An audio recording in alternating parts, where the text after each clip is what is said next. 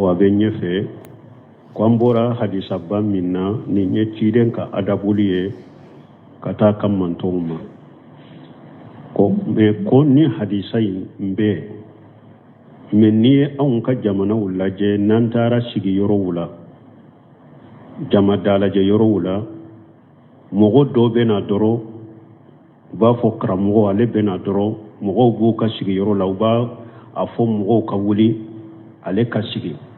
fo ale yere fana be korto ola o be ale yere be mogo nyamaro ka mogo la wuli ale ka sigi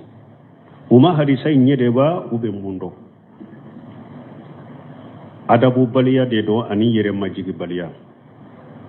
ambe abena nyefeo dere surela ciden tunkera jombe ciden bo bonyane karamala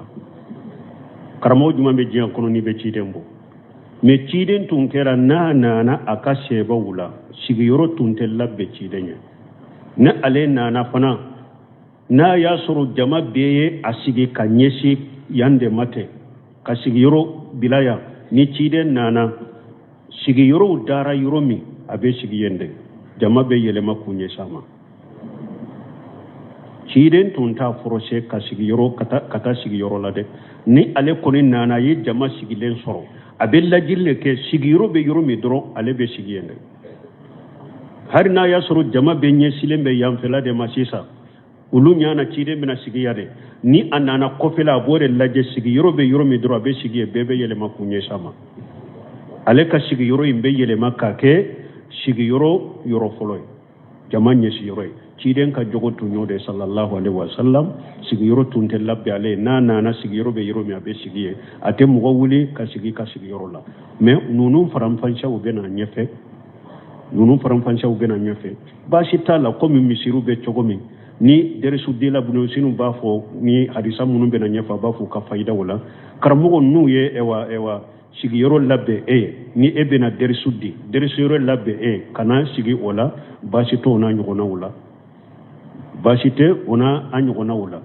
donc me minye ni olmake kana kamugo wule ka sigi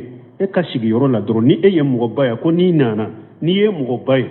bebe ede lame bebe ede jate ede mugo baya ni nana sigira yoro mi bebe yelema kanyeshiyo akunna ye asoro ye mani ye fana ete mugo baya ye sigi yoro soro yoro mi sigira ka sigi yoro yode abana ninde tunye ciden ka adabuye sallallahu alaihi wasallam ne munumbe ke ebe ewa ire trade nu nana sigi yoro de be labbe konnu nunye kramugo de bo har ni min sigi yoro tobe misiri konona la ne ale fana mateme de beka ye abe doni alimamu ka do nyoro ye abe doni kramugo ka do nyoro ye ni ale fana mode ke apare ubala ata ire jate mina ko atara yoro ina yere ni chama yere jira ni yere bonya ni yere korta de bula donc ni nana jama dala je yoro la sigi yoro be yoro mi jama to be yoro mi tayi sigi ala ka hakin mandama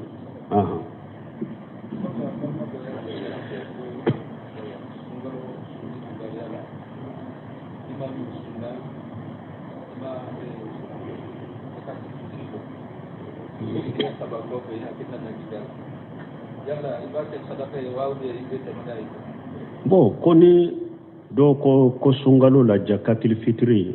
ni mogo min nyinana ma bo fotile saba ko otemena yala hakili jigna iba bo abe ke jakatil fitri ube saraka sempulu do wa jakatil fitri bo wakati bala ni tugu abo wakati yi jede saraka sempulu de bibolo men ni mogo min nyinana de rabbana la tu'akhidna in nasina aw aghtana obe ahya kuna ala na anyina na kam minke an katoro kam minke kana minana ala ko nyaake nyo oke awye ciden ko tajawada Allah wa ummati liqata wa nisyana wama ustukrihu alayhi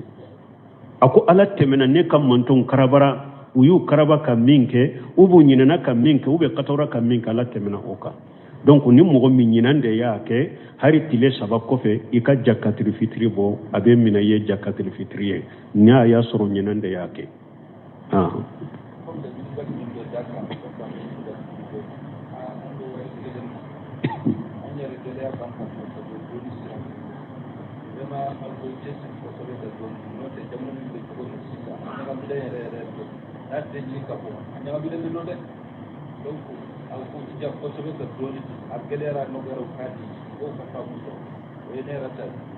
bon ninte ñinin kale ninte ka ne mankan ni lase fana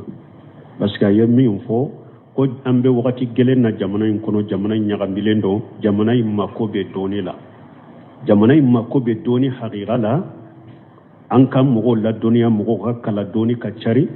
ko an kan jija an ka doni in cari an ka jija an ka faamu cari jamana kono an ka seko hake ani doni dogoya min bala doni fitini min bambula an ka seko hake ye min ye an ba ɲɛrɛ jija ko la an be ala deli fana ulama rabbaniyina ala ko caya jamana kono ulama tewo doni kiba o tewo ulama rabbaniya de baray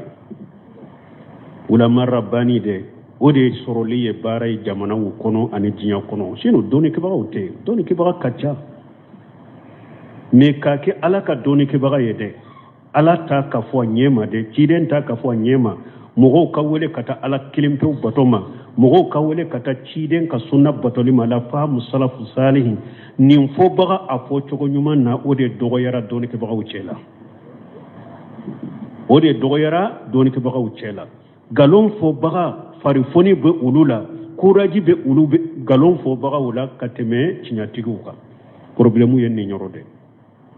ambe ala deli min ye cinya fo baga na jense baga ye jamana kono ala ko ulu de caya galon fo baga di jamana kono ulu de fari forina ulu de fariyara ulu de ja fariyara utaka cinya be munun bolo ulu siranya ulu fari fagara utaka oda to wati be Sheikh Abdallah Bumbaji bafo abafo cinya tigun aye cinya sarire galon tigu fari kana foni ka kateme cinya tigu ka et pour galon tigu be bagali la cinya tigu ayeta makola de qul jali haqq wa jahaqa al batil inna al batila kana jahuqa sente galon korokoy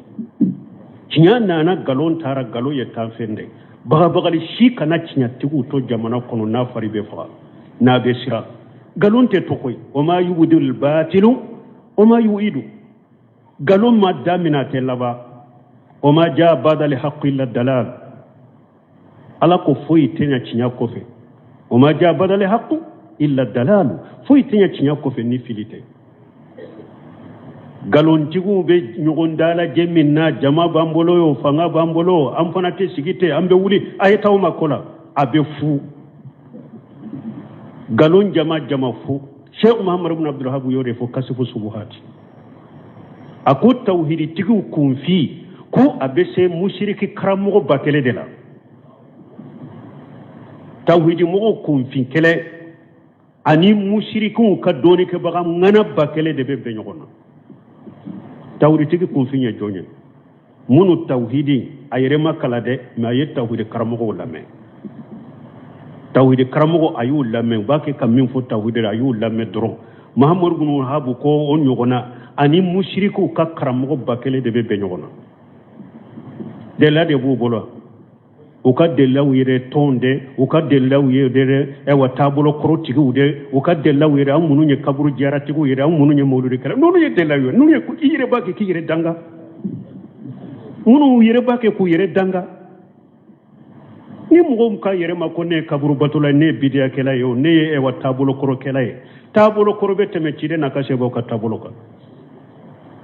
an ka mo ko foro de ka koro ne cide ka sebo yo tabulo koro ye cide na ka sebo ka tabulo da au ta ye kurade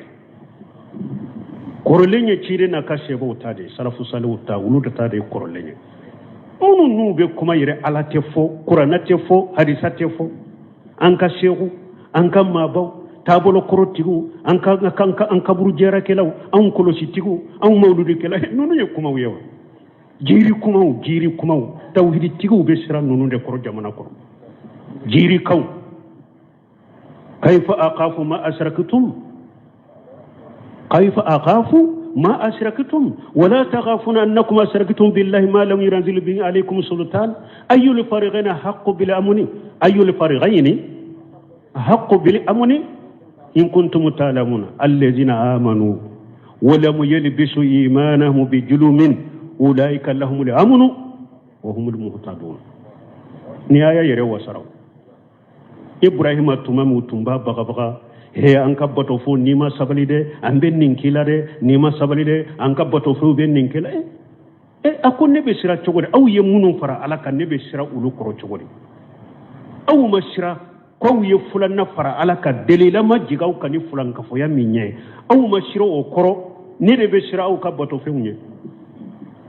ne aw donka kan ni hakili sige aw ye bato cogo la delila ma jigaw kan ni bato cogo minye delila be fulan ka fo ya la delila be mauludi da delila be bidiya la aw be fenna delila te minna abake kala bato na kunye fili banjani jahiliya ka galonda ala la suni tile ka galonda cide na suru tile aw ma siro koro aw mba fo ala kote cide kote aw de be sira ibrahima ko nene aw jonka kan hakili sige allazina amanu mu'minun liman yara wala yalbisu imanahum bijulumin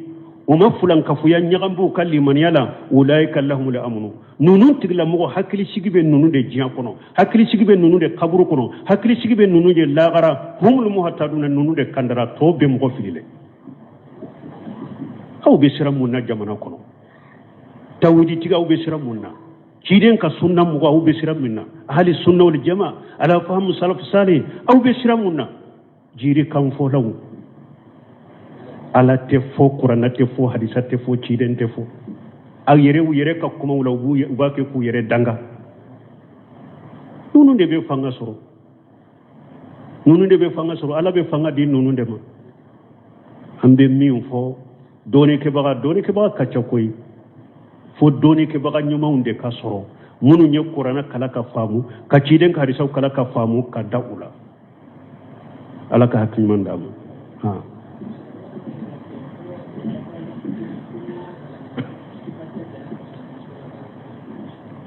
bon comme musokoroba doko arakatal fajiri niya adda akala ka da fatiha drona ikasalli be chogodi ikasalli katine fatiha de jonsenye salli la kado fara fatiha ka salli la sunna de do arakatal fajiri dron to yew hari farda mi fulenye hari sabe bukhari kono abu hurata ko awbe sallini awye cidenye yuro min kala ka bange amba bange aye yuro min gunda amba gunda ni mogo minye fatiha kala iye sora were daka ubi ye aya daka akanyi akome ni mogo min da na fatiha drona foiti ka sallila Sheikh Muhammad Nasiruddin Albani ayenne hadisa do aka kitabu kono sifatu salatun nabi akom mogo mi hari farada ni ye fatiha dronde kala kada ola ka hari tugude fenti ka sallila iye sunna do to e ma sora min faraka ma aya min faraka iye sunna do de to e be manka ka barajila me foiti ka sallika fatiha de urukuni e sallila min be faraka we sunna de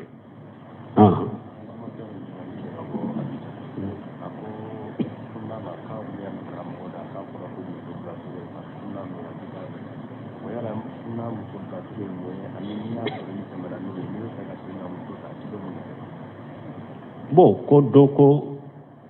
ko do wara nyini kali do nana ko afora dina kono ko sunna bila chogobe ni be muso bila sunna bila chogobe bidia bila chogobe aw be o ba fo talaq sunni wa talaq li bidi sunna bila chogobe bidia bila chogobe sunna bila chogo ye jumaye ni bi ka muso bila abila bilali ko kele kana foida kono nyi bila sinya saba obe nyi bila o ba fonni matalaqul bidi bilali fodoro bilali ko kele fulana ni be muso bila akoloshi kana bila seneya kono seneya minni eni muso injera o seneya la kana bila o seneya kono ini muso injera seneya minna mana tumba ka kalo bola seneyara ena jera aw jelen kofe ka bila o seneya la kanoke parce que nimbe ida janyaka kana bila fana ka to fana aka kalo bo fana la muso be kalo bola ka bila kano fana ke donc sunna bila chogo bilali ka ke kuma kele bilali ko kele fulana akoloshi kana muso bila ka to aka kalo bola sabanna kana muso bila kato seneya la seneya min na ujera ola donc ninde sunna bila chogoy ananina ni abilala aka idda ke ka sokono ikana bo aka idda ke ka sokono de na ka idda banna abebo ni ye sunna bila chogoy bidia bila chogoy munye kam muso bila ni bila sinya saba ube ni bila sinya kebe ube ni bila ni ye bidia bila chogoy kele mais ni ye nin ke doni ke ba ka kuma sahale na be jate bolo bila li ko kele kam muso bila kato aka kalo bola kono bidia bila lido kam muso bila kato seniya kono seniya meni muso injera wala bidia bila chogodedo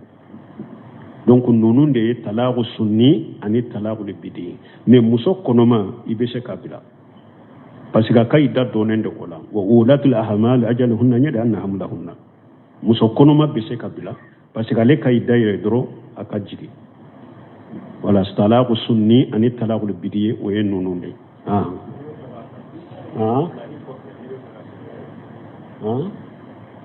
bilali kofe ni idama dafa ibese ka saga make bo doni ke ba ka nyugon soso bala na bora ni ko ni bilasnya saban ko kuma sahale doni ke ba ya jate bilali ko kelenya me eska ni ya bila ka to kalo bola ube ya bila ka to seneya la seneya mini ena jera la ni nyet talaqul bin hal yuqa aw la yuqa me yala nim bilali be bo asrafe wa ube atebo asrafe sosoli bala doni ke ba bolo wo doni ke ba be ninja te be jamana min kono ni mu fitu be nu ulu ye fatawa ke ni minye nonon fulala bara be kenay saudia nka kolosiri kono ulu ka fatawa be min kan ninna o ka doni ke ba do baka talaqul bide ni ye muso bila kalo bola u ye ya bila seneya la u jera seneya minna uta konte me doni ke ba do ba konte me nimbe sage abe jamana minna ni u ka muftunu u ka karamo ka kuma be min kan nina ube ni kiri tegela min be na ko abe baraka ni min yen ko fulala o ko dantiga yoro ye o yoro de wa alaikum salam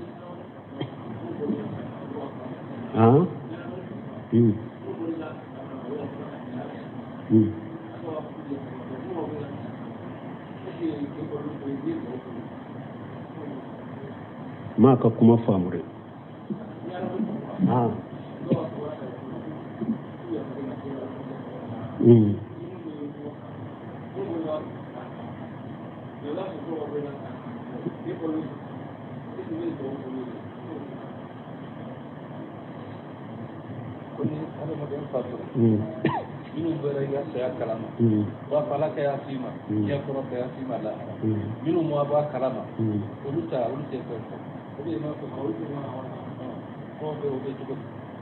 ulu ta fu ko ulu ma ya fanyi ni fa on ni nyemmi nyininka ko ni mo fatura mo munum boray ka faturu kalama kulo ba fo alaka ya fama ulu ya farama mi ka fatulu me misali la ya suru findo be ena oche me ale mai ka fatulu me ama ya fa e mo be ke chogodi o be nyana bolla garade ni min ya fara hakke tigi na min ya fara ka hakke la jinya nyana ma ya kono ina che o ya fara ni min ma ya fa ka hakke la o be nyana bo qiyama kene de kai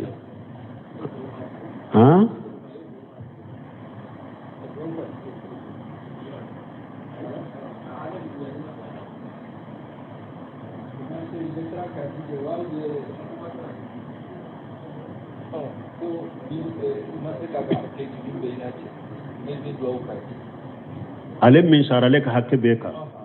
e nyana maka bon ni ko ni ale fatura min fatura ale ka hakke be e nyana maka e ye duaw min kai ale ka hakke min be ko bo place o to placita e ye duaw min ka o ye duaw de ale ye mais ale ka hakke min be e kan na ma ya fala qiyama de o be nyana boye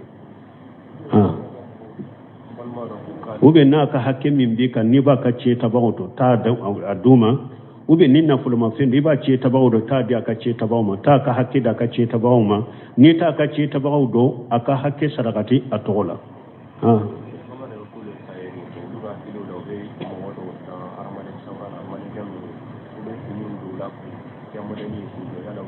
kamundila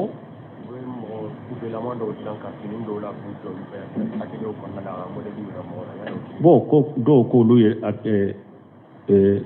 tayre wuye ube fewndo dila hadamaden sawrawla ka finu dilo ula pour mo kam modun ne fewndo be chogodi fengo fe hadamaden ma de ni kunkolo bala waye haramoy fengo fe ni ya de sede ka ke hadamaden sawra de ube fe nyana ma wore sawra aka kunkolo bala waye photo de o haramalendo ni te nya ko doni ke ko ka kunkolo bala mana hadamaden la mana mamunun fule nube finu dilo ula sugu ula kunkolo kana yala photo ye kunkolo de ni kunkolo tala dro abe komi yiri mais ni kunkolo bala dro abe konte photo ye mais ni minye kunkolo bala donc ato kulugutu min ni be finu dura la bashi tola mais kunkolo kana yala ni kunkolo yara la dro o ye haramu yo photo de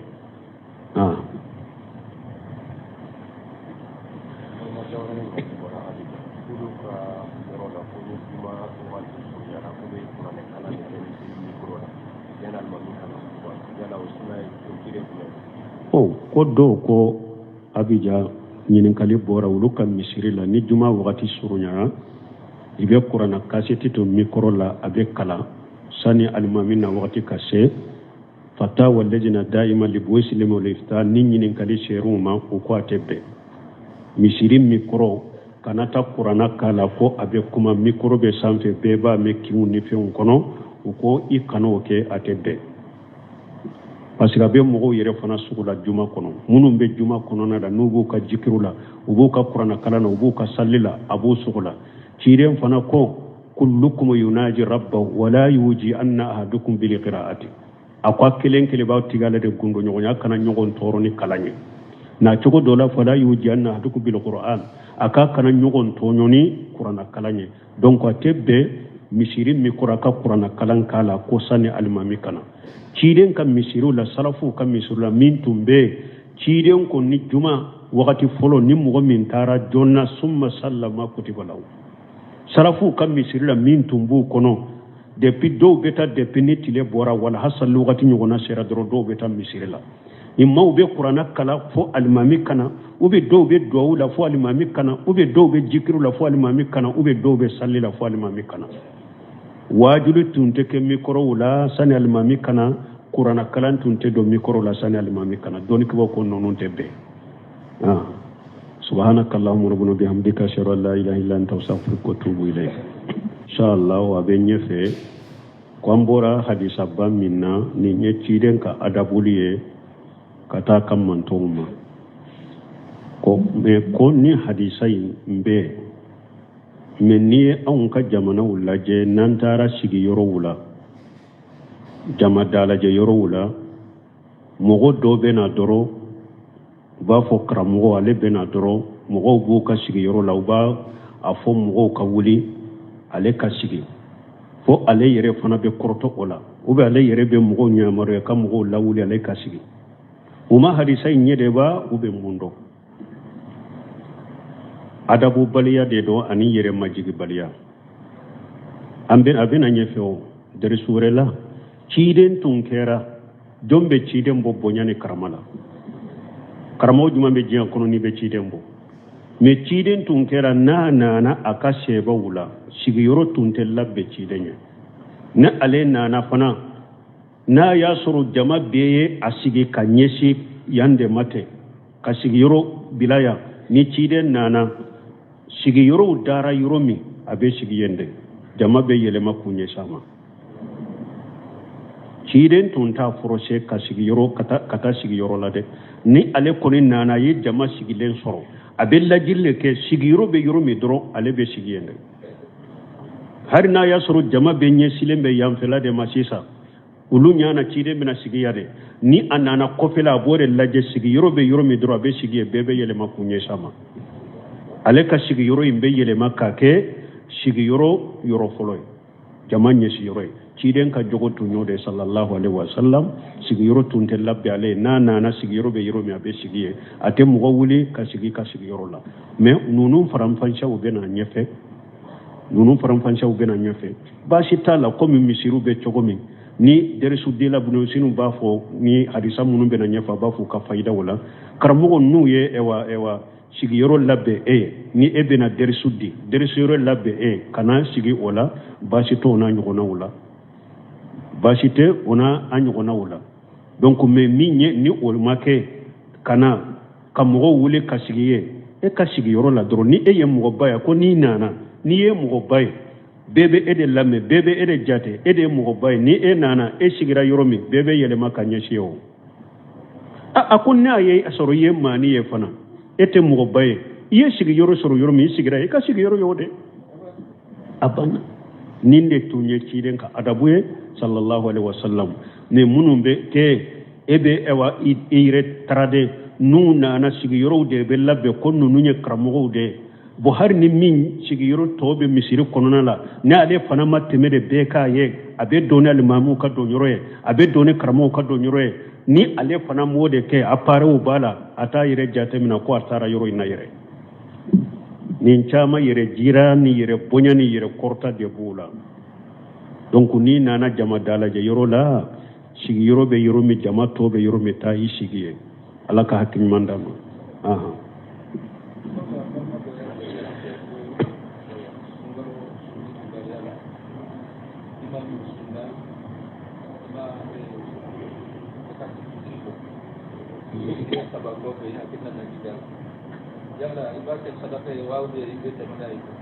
bon ko ni dɔw ko sunkalo la jakatil fitiri ni mɔgɔ min ɲinana e ma bɔ fo tile 3 ko o tɛmɛna